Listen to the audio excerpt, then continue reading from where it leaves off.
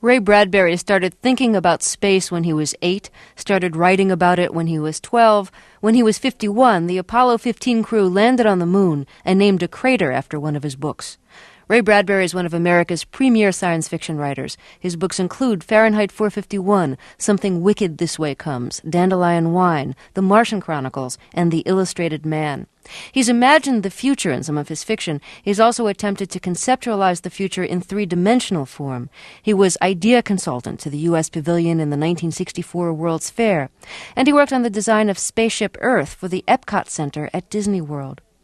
About his writing, Bradbury has said he likes to deal with human problems, like what it would be like to be an average woman on the night before she goes off to Mars to join her husband. His new book is a collection of short stories titled The Toynbee Convector. The first story uses one of the oldest ideas in science fiction, the time machine, but gives it a new twist. Bradbury explains what the story is really about. The problem of the world is doomsayers. We're surrounded by negative people. I can't stand them. I found out about them when I was 9 years old. Everyone made fun of me in the 4th or 5th grade because I collected the Buck Rogers comic strips. That was 1929. The future was never going to arrive. And I've been surrounded by people who never believed in the future. And it was true then, it's true today. So in that particular year, I tore up my comic strips, and a month later, I burst into tears and said to myself, why am I weeping? Who died? And the answer was me. I'd allowed these fools to kill me and to kill the future. So from that time on, I decided I'd never listen to another damn fool again in my life. And I went back and collected the Buck Rogers comic strips and insured my future and began to write about it, became a writer. So I've learned that by doing things, things get done. I'm not an optimist. I'm an optimal behaviorist. So that particular story in my new book, The Toynbee Convector, is based on my conviction that we ensure the future by doing it. You might hate me for giving this away, but in your story, The Toynbee Convector, about someone who's traveled back in a time machine, we really find out that he never really did travel in a time machine, but what he did was build little miniatures of civilizations and imagine a future. And That's correct. And he brought back the architecture that he had imagined from the future. Yep. And it was an optimistic vision, which made everybody much more comfortable about the present that they were living in. And reading that, I thought to myself, well, that's in a lot of ways what you've been doing, both as a writer and a designer, is thinking about the future and giving that to us. Some of your visions have been optimistic, some of them have been pessimistic. Well, they're all optimistic. No, if I do a pessimistic story, then I offer the solution. I hate people who criticize our society or any society and don't offer solutions.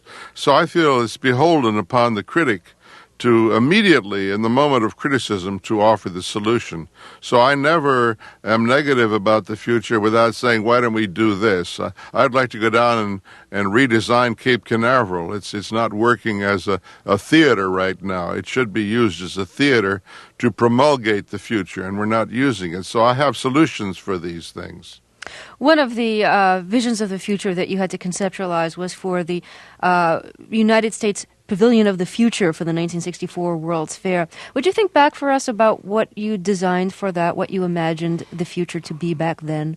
Well, the people who were in charge of the United States Pavilion back in 63, 64, 65 came to me and said, can you write a 400-year history of the United States in 17 minutes flat with a full symphony orchestra? I said, yes, I can do that. And so I wrote a prose poem with an orchestra and had it spoken by John McIntyre. And I put in our whole root system of our fabulous past, which indeed is fabulous. And then at the very end, told us where we could go with this root system. In other words, it's no use having roots for a tree if you don't grow the tree itself and have it produce things. And at the end of my show, I predicted the ultimate victory of a Apollo spacecraft going into space and landing on the moon. And by gosh, a few years later, they did that. Well, it's funny when they did, I think it was when they landed on the moon that one of the craters was named after you. Well, it was named after one of my books. I'm sorry, after Dandelion Wine. It's called the Dandelion Crater. Yeah, I'm very proud of that. Yeah, you must be. So now you're still imagining the future. You're still you designed one of the Epcot pavilions, I believe, and Yeah, the main building, Spaceship Earth, the interior of the building. And I'm working right now. I'm working with the Euro Disney people to build the Disneyland outside of Paris. I'm working for various museums on concepts to go into museums. And I've just created a traveling exhibit of animation for the Disney people, a whole history of animation over a period of 80 years, which will travel to Denver, Seattle, the Museum of Modern Art, and finally wind up at a museum down in Florida. Do you ever get a little frustrated designing plans for the future that don't necessarily come true? Well, they've all come true so far, and the thing is, we tell fabulous lies. All of our lives are fabulous lies, and then we run to put structures under the lie and make them true. I had to lie to myself when I was 15 that someday I would become a writer. Well, my work was just dreadful. All through high school and my 2 or 3 years out of high school, my stories were terrible, but I had to lie to myself that someday I would become excellent. And by gosh, by writing every day for 20 years, I became excellent. But we all have to do that. We have to kid ourselves late at night in the midst of our mediocrity that someday we'll be better. Ray Bradbury is my guest, and his latest book is a collection of short stories titled The Toynbee Convector. One of your best-known books is Fahrenheit 451, which is about to premiere this fall as an opera. You wrote the libretto. It's set in 2052 A.D., at a time in which the firemen set fires, and they set fires to books. They're book burners. It strikes me as a subject that's unfortunately still very current. In most countries of the world, not here, thank goodness.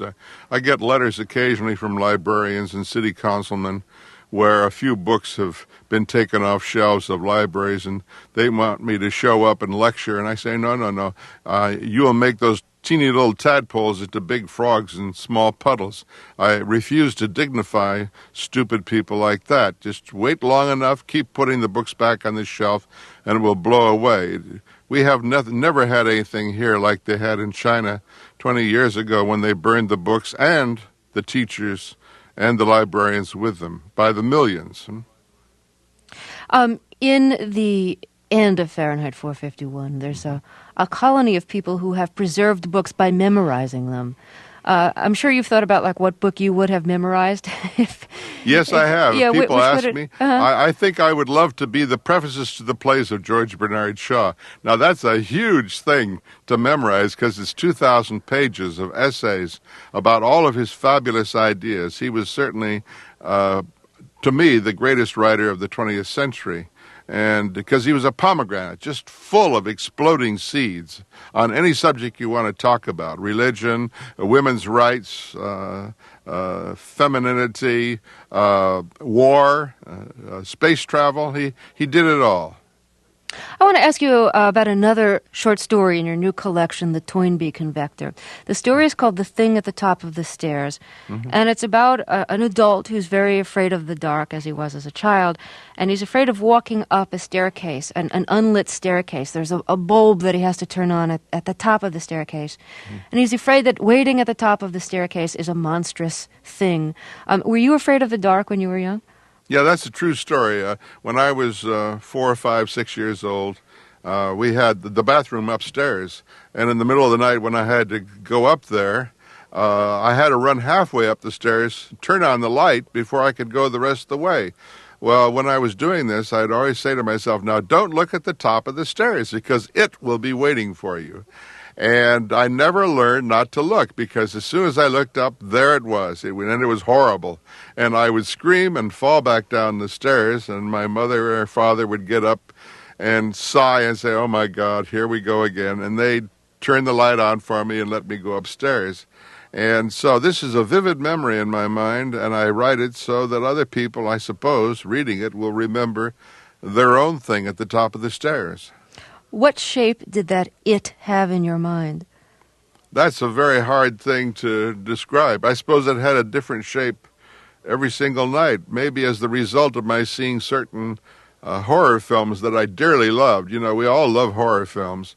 And I saw The Hunchback of Notre Dame when I was 3, The Phantom of the Opera when I was 6. I think The Phantom stayed with me the longest. And it was probably The Phantom up there, with the moment when Patsy Ruth Miller tears off the mask of Lon Chaney and his face is revealed in all its gruesome detail. I'm glad you mentioned The Hunchback of Notre Dame, too, because it's a movie I used to watch over and over and over again when I was growing up. The first time I saw it, it just terrified me. But I had to keep watching it again and again. I loved it so much. Did that movie scare you? I don't know if it scared me. It touched me. Even when you're 3 years old, yeah. The Lon Chaney version was very sympathetic and sad and very moving. And then the Charles Laughton version was the same way. I think all of us, no matter how we look, born into this world, feel something like the Hunchback. It doesn't matter if you have a beautiful face or not. I've talked to a lot of beautiful people in later years and found out that they went through the same thing in high school that I did. I went around with my face down most of the time because I was suffering from the usual outbreaks on the face that most kids of that age have. But then in later years, I met some beautiful women and beautiful men, and they all confessed to the same feeling, regardless of how they looked. I think the Quasimodo appeals to all of us. It was the Charles Laughton version that I've seen the most times. Now, I know you worked with Charles Laughton, Yep. including working with him on an unproduced version of Fahrenheit 451. Did you ever talk with him about how potent The Hunchback of Notre Dame was for you? Yes, I did. And we had a wonderful friendship. For a whole year there, about 30 years ago, I worked on a science fiction operetta for Charles and Elsa Lanchester, his wife. So that meant I was over at the house at least one day a week for almost a year. And he put on performances of the various Shakespearean plays for me, or scenes from the plays, scenes from Othello or Hamlet, or he did Lear in England one year, and I was privy to his ideas on how to do Lear, or when he directed Major Barbara or The Apple Cart by Shaw.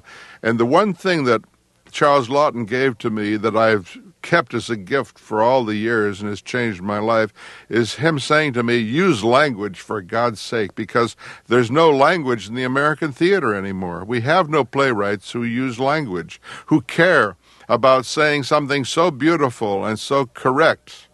It has to be correct, it has to be true, but it can be beautiful, that it moves the heart and changes the lives of the people who see it.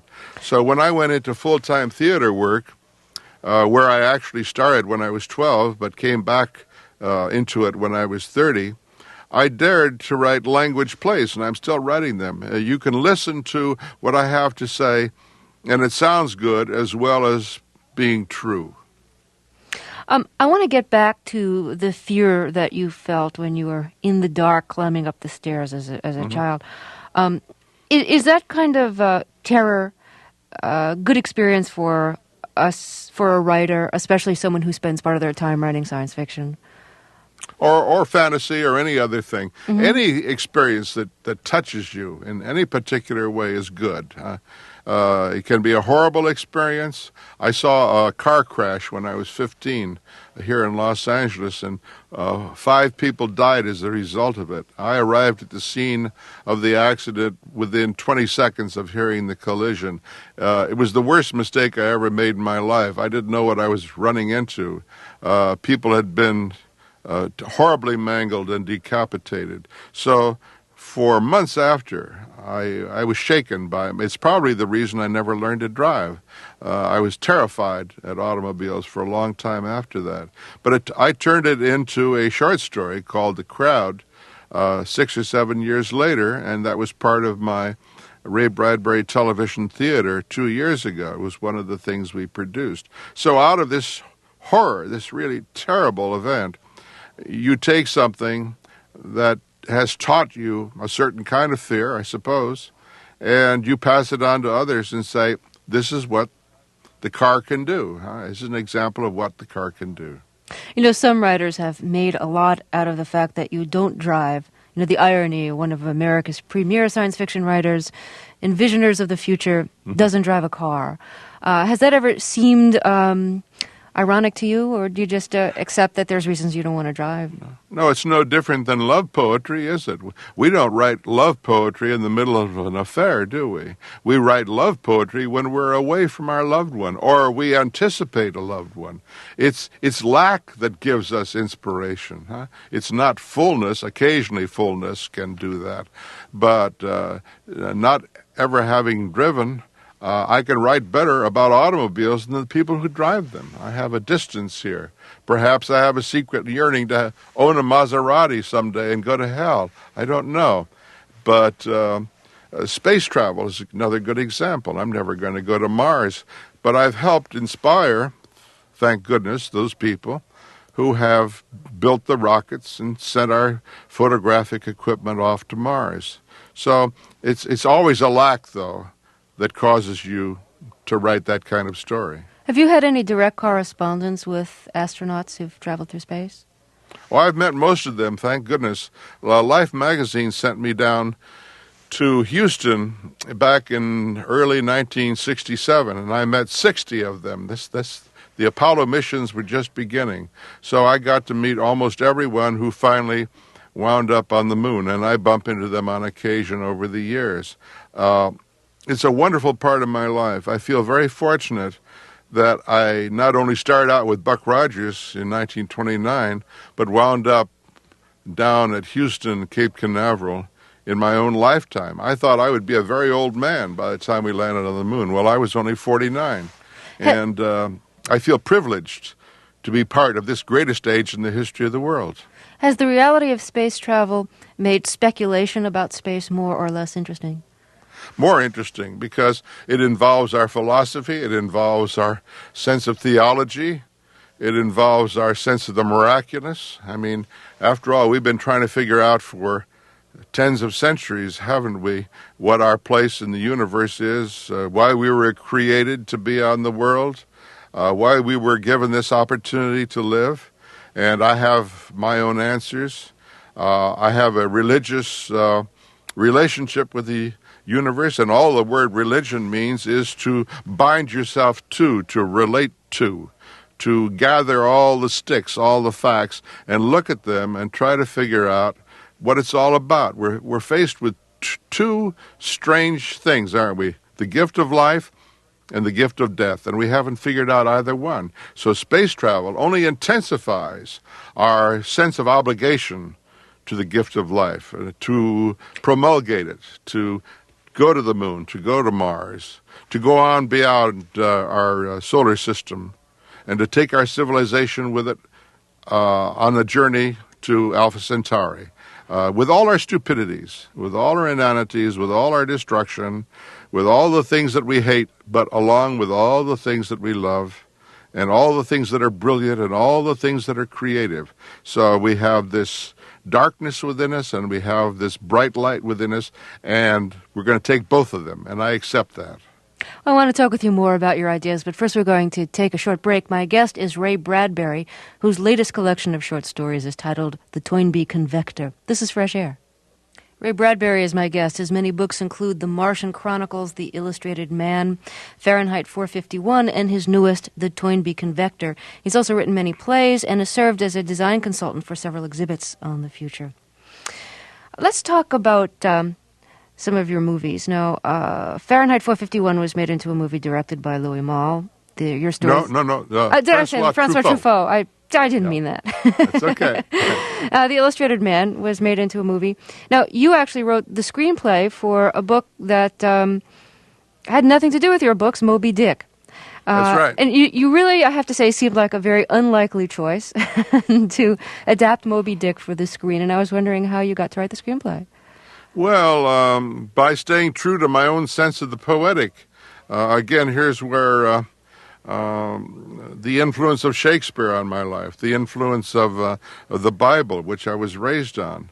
And by staying true to my love of poetry and my love of metaphor, which you learn from the Old Testament, the New Testament, and you learn it from Shakespeare, to speak in tongues, that are so vivid that people remember the metaphor. And also by staying in love with dinosaurs. I fell in love with dinosaurs when I was 5. And I was walking along the shore with my wife one night down Venice, California, this 1949, and we found the ruins of the old Venice Pier, all the bones and the skeleton, the tracks and the ties of the roller coaster lying there in the sea. And I turned to my wife and I said, I wonder what that dinosaur is doing lying here on the shore. She was very careful not to answer, and 3 nights later, and I heard something in the middle of the night. I sat up in bed, looked at all the fog out beyond the window, and way out in the Santa Monica Bay, I heard the braying, the calling, the oconing of the foghorn over and over and over again. And I said, yes, that's it. The dinosaur heard the foghorn blowing, thought it was another dinosaur calling from a billion years of slumber, and swam for an encounter, discovered it was only a damned lighthouse and a damned foghorn, tore the whole thing down, and died of a broken heart on the beach. So next day I got out of bed and wrote The Beast from 20,000 Fathoms, sent it to the Saturday Evening Post. It was published. John Huston read that one story, and that changed my life forever, because he thought he smelled the ghost of Melville in that story. What he smelled in it was the ghost of Shakespeare and the ghost of the Bible, And so he called me on the phone and offered me the job. And a year later, when I was working on the screenplay one night, I said, John, how did I get this job? Everyone thought you were crazy. He said, well, I read that story about the dinosaur. And I said, well, I was very honest with you. I told you when I met you I'd never read Melville. But once I got into Melville, I discovered he had been inspired by the same people who inspired me. So we were twins. He had been called upon by Shakespeare to cough up the white whale. So Shakespeare came into his life very late. He had never read Shakespeare until he was 30 years old. And then Melville went off to Boston, found an edition of Shakespeare with large type. He had very weak eyes. That's the reason he'd never read him. Went home and fell madly in love with Shakespeare, threw all the whaling equipment out the door, and Shakespeare came under his window one night and called up to him and said, "Oh, Herman Melville, truly come ye forth, but come ye forth dressed as whale." And he breached the damned whale from out of the brow of Melville. And that's how Moby Dick got born. Okay, well, must have been pretty daunting to write the screenplay, rewriting Melville, and then working with one of the great American directors, John Huston. And that'll teach you to ask a small question. Yeah, that's right. Show me answer. A thing or two, yeah. Well, I'm thinking of you writing in movies and trying to working in movies and trying to reconcile that with something you once said. You once said, every time I get in a huge crowd of so-called creative people, I am not happy. Why not? I wonder why I said that. Where did you see that? Hey, don't ask me. I don't know. I forgot to write down where you'd said that. It was No, I'm not. I don't think that's true. I must have said something unlike that, because I am very happy around creative people. I've been working with the Disney people on and off for 18 years, and I am as happy with them as someone playing basketball or football. I have yet to meet anyone in the Disney organization, especially among the Imagineering people who built Disneyland, Disney World, and Epcot, that I didn't like, because we're all children and we play together and we have fun. And I go home every night happy, and I say to my wife, my gosh, I've been playing all day and they pay me for this. And you almost hate to take the money. You started writing for science fiction. You started writing short stories. I forget whether it was for weird tales or amazing stories. Super science. Okay. Now, the science fiction genre has changed a lot over the years since you've been writing. Right. And I wonder if the broadening of science fiction has affected your writing personally. I don't pay attention to these things. When an idea hits me, I do it. Doesn't matter what field it's in. If it happens to be science fiction, swell. If it's fantasy, which is totally different, swell. If it's a murder mystery, good, I'll do that. Or I want to do a play, or I want to write a poem. Instantly, I just go do it. If we could only train our children to do things. Huh? Don't think about them. Don't talk about them. Go do it. And when it's done, then you can talk about it. Then you can show it to people. So I never think about, I'm just busy doing all my things and trying to figure out new ways on occasion of saying old things, saying the obvious, but saying it in a new way. Do you read science? Oh, yes, of course. But I'm not a scientist. I'm not a technician. I can't tell you how to build a rocket or a nuclear plant. I'm a moralizer on occasion. If I don't like the way things are going, then I write about that. But I try to keep up with, especially magazines like the Smithsonian. A Scientific American is too scientific for me. I don't understand it. I wish I did. But I have the same problem with Wall Street Week every Friday night. And I watch that and I turn to my wife and say, did you understand that? She said, no. I said, thank God, because I didn't either. You've spent a lot of time imagining what the future might be like. Mm-hmm. What would you most like to be around to see about the future? I'd like to come back every 50 years and see how we can use certain technological advances to our advantage, say, in education. I think we're doing a dreadful job of educating now. We're spending $200 billion a year, $300 billion, whatever the figure is, a heck of a lot of money, and we're getting very small results because we're neglecting the first grade and the second grade. That's where the whole thing lies. And we have to revamp all of our ideas about the first and second grade, which means intensifying... Wait a minute. You don't want to come back and find out if we've landed on Mars or not, and if there's life on Mars. You want to come back and see how the grade schools are doing. It's not going to do any good to land on Mars if we're stupid. Uh-huh. And I want to save the future generation. I want to teach them to read when they're 5 and 6 and 7 years old. If we don't do that, we lose them forever. It's no use having remedial reading, which takes years of time, when you can do the whole thing in the first grade. We have to intensify our objectives there. It won't cost any money. It doesn't cost a darn thing. First grade is very cheap. It's the later grades where you got to spend money if you don't do it right. Okay, well, I want to thank you so much for talking with us. It's been a pleasure. Thank you. My guest has been Ray Bradbury. His new book is titled The Toynbee Convector. It's published by Knopf. An opera version of his Fahrenheit 451 is scheduled to premiere this fall. I'm Terry Gross, and this is Fresh Air. On our next show, I'll speak with writer James Conaway. His book, Kingdom in the Country, tells about the changing American West. I hope you can join us. I hope you can join us. I hope you can join us. I hope you can join us. I hope you can join us. I hope you can join us. Which made everybody much more comfortable about the present that they were living in. And reading that, I thought to myself, well, that's in a lot of ways what you've been doing, both as a writer and a designer, is thinking about the future and giving that to us. Some of your visions have been optimistic, some of them have been pessimistic. Well, they're all optimistic. No, if I do a pessimistic story, then I offer the solution. I hate people who criticize our society or any society and don't offer solutions. So I feel it's beholden upon the critic to immediately, in the moment of criticism, to offer the solution. So I never am negative about the future without saying, why don't we... I'm not an optimist. I'm an optimal behaviorist. So that particular story in my new book, The Toynbee Convector, is based on my conviction that we ensure the future by doing it. You might hate me for giving this away, but in your story, The Toynbee Convector, about someone who's traveled back in a time machine, we really find out that he never really did travel in a time machine, but what he did was build little miniatures of civilizations and imagine a future. And That's correct. And he brought back the architecture that he had imagined from the future.